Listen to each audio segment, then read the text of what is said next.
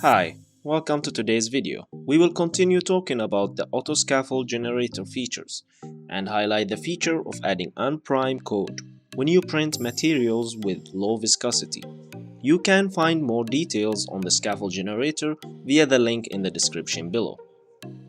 We will start by making a scaffold and print it without adding unprime command.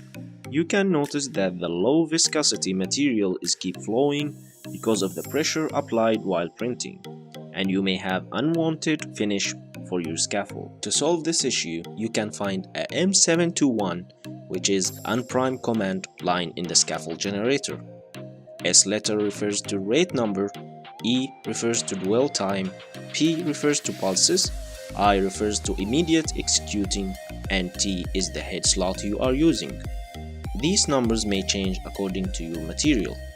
It is important to repeat the process until you find the suitable combination, which will prevent any deformation and have the best finish. Plus, that you will prevent any waste for materials, especially if you are using biomaterials, which is not preferable to waste any drop of it due to how expensive they are.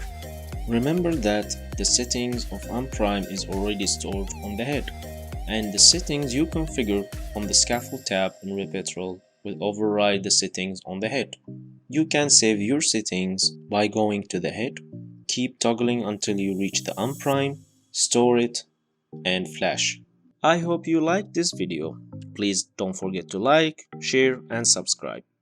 You can also press the bell button to receive our latest videos. Always remember, keep it 3D.